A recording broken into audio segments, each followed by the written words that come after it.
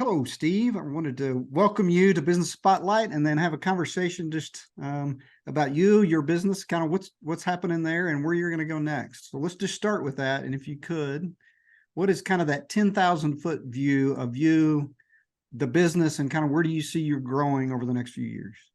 Well, I appreciate you having me. Number one, Rory, it's an honor to be here, and I'm looking forward. I hope we can generate a good, valuable conversation for your audience as well. So, Thank you.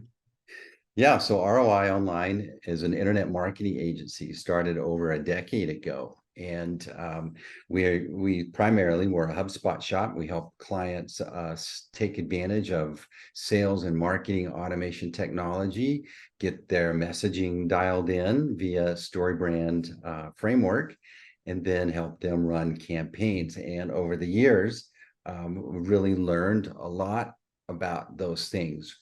Where am I going next? Well, in this time, we have pivoted a little bit or expanded into where we are a software company as well.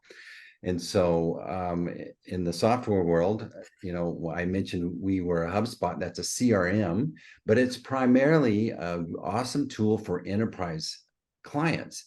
But what you probably see is the clients that you work with, they're not enterprise, they're small to medium-sized businesses. And 98% of the businesses in the US have 20 or less employees. Right. And what does that mean? It means they're SMBs, small to medium-sized businesses. And so through that investigation, I now have a beautiful CRM that's an awesome tool for that audience. And it's called GrowthStack CRM. And so that when I say that we're now a software company, we now primarily help folks get moved in, set up, turn on the campaigns, train them, turn them loose, and support them over time. So when did you launch GrowthStack? We're about 2 years old now. Okay. So yeah, so it's been a great evolution. One more thing that we have pivoted a little bit. HubSpot is an inbound centric platform. Inbound meaning that you create a platform and you produce content, much like we're doing here. Right. And what does that do? It means people discover you, they come investigate you, they come in bound to your platform, learn about you, and then reach out, and therefore they're a warm lead, or they're interested and they want to talk about. And one thing that we are now doing is we're specializing in outbound marketing. So oftentimes folks, they got moved in, they set up the platform, they got a great message. Now we just need some more folks to come into our stuff. And so one of the things that we do is we help them do what we call cold prospecting. Basically, we do all the hard work, and then we hand the warm, positive responses to them, and they run with it from there. So we do the hard work, they do the fun stuff. That's fantastic. Love that. So many times we want to do that. I'm going to do it myself. And then we say, done with you. And then pretty sure we move on to that done for you. Right. Yeah. This is way harder than I thought it was going to be. So I love Absolutely. that. Fantastic. So over the 10 years or more that you've been in business, kind of what do you attribute for your growth? I mean, if you thought about that and said, this has been the key to me being able to grow the business, make the impacts that we're making, what would that be? I think the main way that I've grown, and I think I would encourage any other business to grow, is you need to specialize and identify a niche where you want to be excellent. And then what happens is you develop a reputation, you get referrals, you get introductions because you dialed in. But that takes time to get there, right? There's this guy that he's a guitar, he trains people how to play guitar, and his process, I'm not remembering his name, but I love how he illustrates his process. It's first you imitate, then you assimilate, and then you create. And so I think every business has to go to that. But at some point when you're assimilating, you're figuring out what's my unique value add. And that's when it becomes create. And that's the niche you need to drive in and own. And you bring your unique value to it that other people really appreciate. Not everybody, but other people. And that's where your core audience, and that's how you grow and scale over time. So when you started, was HubSpot that niche for you, and it's always been there, or did you get to HubSpot later? No, so I started HubSpot before HubSpot was cool. Okay. And so here's why. Everyone would come to me and they go, Steve, and this is a true entrepreneur. This is what they do. They bring the best words they have to try to communicate what they feel in their gut that they need. So they would show up and go, Steve, I believe we need to redo our website. But if you took that and you put it in a chat GPT today and you said, would you please translate this entrepreneur speak? It means, Steve, I'm figuring out that I have to have that my clients expect me to have a valuable platform, but I don't know where to start or who to trust. And so here I am, I'm vulnerable. Can you help me figure this out? Okay. But their words are, I think I need a new website. Because nobody's coming to I'm trying to attract people, and nobody's coming to my great website that I created, or at least I thought I did. Right. Yeah. That's Yeah. fantastic. So that indirectly gets to your question about the HubSpot thing, is that what we would do is go, we'll help you do that, but what we're going to do is bake it into HubSpot. And I wrote a book. I don't know if you know this, but I wrote a book and it's called The Golden Toilet. It's Fantastic title. By the way. Stop flushing your marketing budget to your website and build a system that grows your business. And the essence is, I don't want you to think website. I want you to think a system. As a business, we're familiar with the entrepreneurial operating system by Gino Wickman, right? And basically, what I'm bringing folks is an entrepreneurial marketing and sales operating system. And so if I can get you to not see a website, but to actually see a system that helps you grow the value of your business, then we've made a transformation and we're on our way. Yeah, and that system word for me is absolutely that repeatable, predictable, consistent results, right? And so many people think marketing is an expense, right? That's how it's listed on our P&L. It just says marketing expense. So I should be able to flush it down the toilet and it's okay, right? And Yeah, marketing should be an investment, right? So absolutely. And rule number one, change your P&L. Marketing precisely. Yeah, because it's an investment. You're building an actual asset that can become very valuable for your business. If every entrepreneur started on this journey and they said, you know what, from the get-go, I'm going to make this valuable because at some point I need to exit. Okay. So what can I be doing now to make this asset that I'm building, I have something to show for all this hard work that I was stupid enough to think I could do and start? Then you would build a system, because why? The person that's going to buy your business is going to ask themselves, how am I going to pay for it? And if you have a system, you can go, well, let me show you. Right. Yeah. So that is one of the common misconceptions, right? Is that marketing is an expense. Are there any other common misconceptions that you've uncovered over the years about running a business, and how do you address those? Yeah. So I think when we say marketing, again, if we put it into chat GPT, is what do most entrepreneurs that are going to make it no matter what. We may get, our knee scraped. We may hurt someone's feelings, but we're going to force this through, because bottom line, it ends with us. So when we say marketing, we may be saying sales, we may be saying branding, and we may be saying positioning. And so I would want you to think about these differently, right? And then one of the ways I love to describe it is, think about that. You watch someone on the PGA, right? And so you have a golfer that has decided to play in certain tournaments. Okay. That would be positioning. They've decided which tournaments they have a better odds at winning some money or performing well in. Second, they have branding. That means that, people that follow one golfer may appreciate the way he dresses, and that he's carrying, he's wearing Nike or he's wearing whatever. That's branding. Okay. The way that you feel about following them around or watching them, that's a branding thing. Then marketing is what, their marketing is like. I think of it this way. Marketing is the caddy. sales is the golfer. Okay. So marketing should be helping them strategize how we're going to go in this hole, what club we're going to use, but then who has to put it in the hole is the salesperson, right? And so that's the way I want you to think about what you're doing when we're building this asset. We've got 4 things we need to address. I love that image. So thank you for that. Mhm. Tiffany Carter on my team will love the golf reference. Thank you Yeah. for doing that. So most entrepreneurs, right, that are going to make it no matter what, right? Back to your point. Yep. They may be burning the candle on both ends, right? They're working really hard trying to make it go.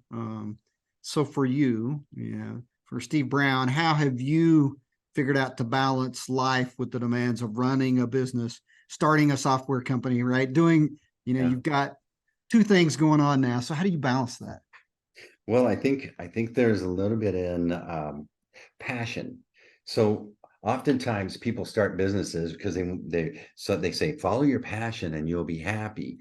Well, I don't agree with that. I agree that you're going to run into all these unexpected. You're going to be challenged beyond your belief. You're going to doubt yourself. A lot of people around you are going to think you're crazy, but where fulfillment comes from is overcoming those challenges, right? And so and what does it take to keep plugging through that hard time? It is your passion. And passion is a commitment because you really enjoy it.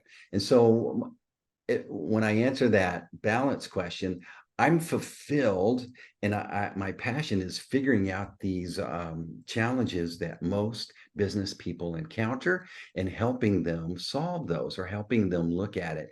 And so that's where I get my balance. I'm always thinking about this stuff, but I love to cook. I love to, I've got a dog that's very demanding about her walking schedule, right? And my parents, they're still around, and I visit them. So I think that's the way I look at it. I don't think balance is I turn on at a certain time, I turn off at a certain time. I think I turn on when I'm enjoying it, and I turn off when I need to go do something else. And it may be, varied at different times. Right. Yeah. So we say, work-life balance really isn't a thing, right? That's a myth. We work in seasons. Yes. Growing up here, living in the Texas Panhandle, right? When it's time for harvest, you harvest, right? Mhm. When a new load of cattle comes in, you're working a load of cattle. It's not like you say, we're going to start at 9 and we're going to drop off at 5, right? Right. But everything goes into season. So I love that. Great. So if you were going to share like just a biggest learning for you as an employer, what has that been over the time that you've been in business? What's that learning for you? Yeah, I think my biggest lesson, and there's a lot of them, and if I was to write another book, it's like, let me tell you all the things you shouldn't do because I've done, right? But I think the biggest surprise to me at first was people didn't understand my vision. They couldn't see this wonderful thing I was working towards, right? And over a little bit of time, I started to realize, other people aren't committed to this like you, and that's okay. Especially your team. They have their responsibilities, but they look at life their own way. And so I think that was the first thing, is that realizing not everybody's all jacked up about this like me. Okay. But I think more importantly is the hardest challenge I feel most business leaders have is how to clearly communicate your vision in a way that is understood on the other side. Clear in my head. Okay. Right. I thought I told you, didn't I? But we've all heard that you got to tell people something 7 times before they finally hear it. And it's true. If you have a clear vision, it's incumbent upon you as a leader that it's defined and clear, and you can actually kind of illustrate it in some sort of graphic, and then you need to repeat it. Okay. You need to repeat it on a regular basis, and eventually your team will start to go, oh, now I understand what he's saying. And that's normal. Right. Okay. But that's important for great leaders, clearly communicate, and everyone gets their vision real quick. And I think it's a learned thing. And I think for me, that was one of the things I was really lacking in the beginning, but I feel I do better now. Yeah. So Patrick Lencioni, one of the things that he says is, you need to speak your vision so much, right, that you get sick of hearing yourself say it, right? And that's about the time that it'll start crystallizing for your team, right? Right. So you need to say it over and over and over again, because it's not flavor of the month. It's not No. just something you say in passing, but it is a passionate vision in a direction that you want to go. Yeah, and so I would add on that, the other side of that coin, in order to speak your vision clearly, guess what it means? It means you need to have sat down and done an exercise that took some time to actually write out what your vision is, to map it out, to think about it, to work on your vocabulary. That's the hidden piece in that statement. No, I love that. And going back to, you're right, that niche and that marketing, it's clear for me, but that doesn't mean that you get it initially. Even if I've got the great vision and the great story, I may need to work on the words. Totally. Love that. All right. So again, with this idea then that they all have lives as well, right? They've got other things, they've got other agendas, right? Yeah. For you, as you've kind of gone through your hiring history, what qualities do you look for in employees? And then how do you foster a positive working relationship, productivity, competency, all those kind of things rolled into one? Yeah, I think, I would lean on, I don't even read the resumes, truthfully. Okay. And when I talk to them, what I'm looking for is I'm looking for an energy and a positive attitude of learning. Okay. And I think what is my expectation of most of my team is they take a little bit of time to investigate and to learn whatever is surrounding their responsibilities. Obviously, I'm looking for some demonstration of aptitude in this role that I'm wanting to fill. Right. But also what I'm looking for, more part of those things are that they went and did some self-education, or they're problem solvers. So if you're that, I can work with you if you're positive and you enjoy it. I think the thing that needs to be exist in your culture, though, for that to flourish, is there needs to be safety. And what I mean safety is that I really loved how it was described in the book. I think it's Leaders Eat Last, but the enemy of an organization should be external. We should have each other's backs while we address whatever is the countervailing force against our whatever it is we're trying to overcome. And the worst thing that you can have inside an organization is the lack of trust that the person that you're working beside is with you to conquer this. Right. Otherwise, if that doesn't exist, if the safety doesn't exist to where we can talk about it and evaluate and kind of debrief a mistake or something went wrong and what we're going to do next, and if it's more of a like aggravation and people trying to protect and protect themselves from that, then you're really sucking the air out of your momentum. And momentum is so huge in business. Yeah, you got to trust the people you're in the foxhole with, right? So that image, right, of not trusting the guy right beside you is tough to overcome. So. Oh, it's hard. And as a leader, it's like you have to demonstrate safety. And when there's safety, you flourish. You know that time you watch people and you're hanging out and everybody's got these big grins. That big grin comes from feeling safe in that team. Okay. But so if you recognize that there's not any grins in your organization, there's no safety. So how about if you're not grinning, you're not winning, right? That's true. That's so true. I love it. All right. So where do you see the next 5 years? So you've got, the HubSpot and that focus ROI online, that kind of activity. And now with GrowthStack. So next 5 years, what's possible for you? Yeah, so I think our world is really blowing up with what I call this focus on automation. Okay.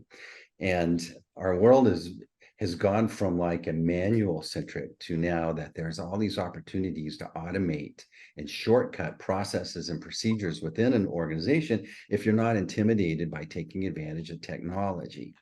And so whether it's, spreadsheets are like a common example, but there are scripts and there are things that can set things in motion that can create a file, can name a file, can notify someone, project management tools, these things. I think automation is huge, even in a simple processes and procedures aspect of an organization.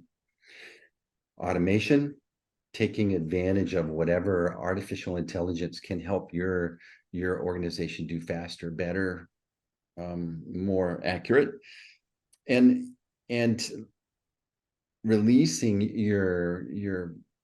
the folks in your organization to be in their what their unique value is creation. Automation can't create. And back to that formula, right? So you brought them on and they imitated, this is the way we do things. And then they started to, oh, I understand why we do things.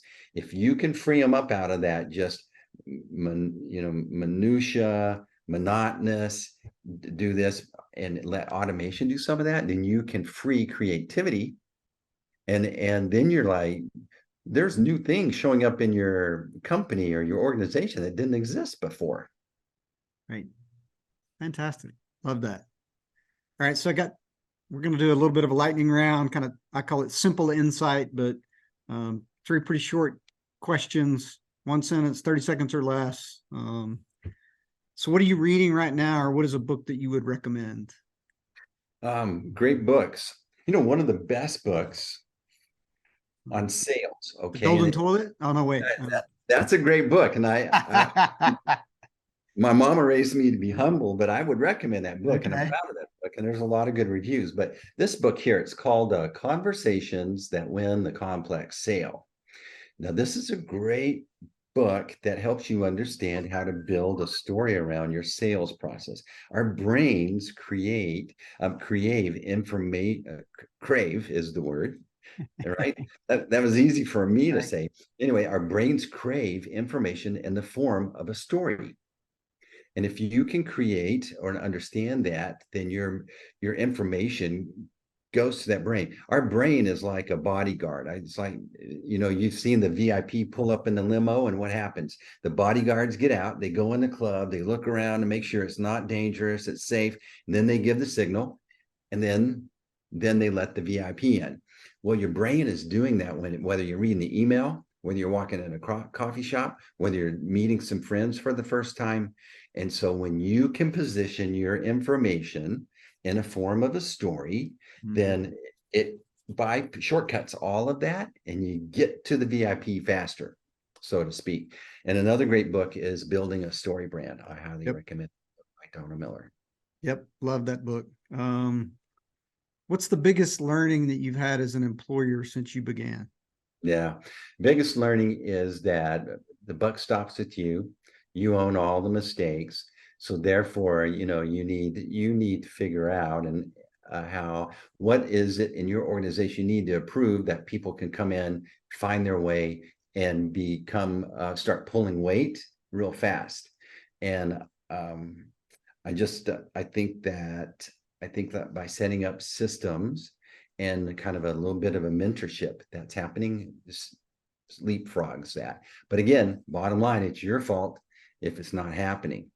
And I guess that's one of the biggest things is I would like say, here, I want this done. I want to do it this way. And then it wouldn't happen. And I realized that I have to lead that because they're in their mind, they're going, what if I do it wrong? And so there's a hesitation.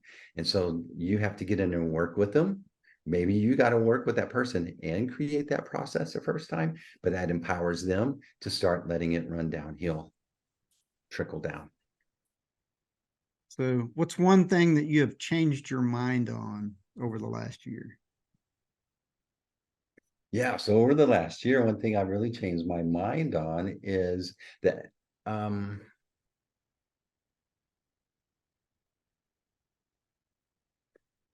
That's a good one.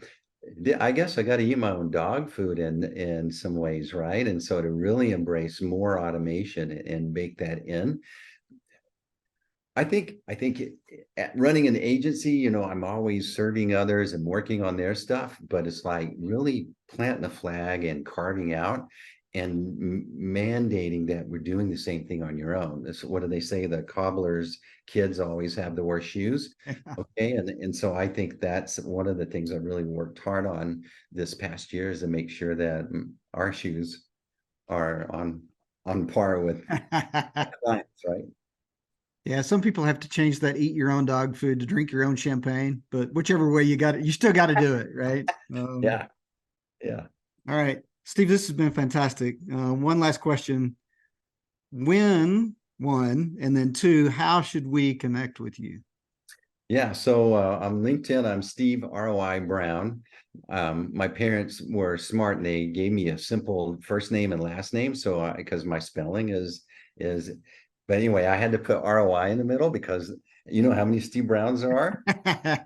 Everybody probably already knows one.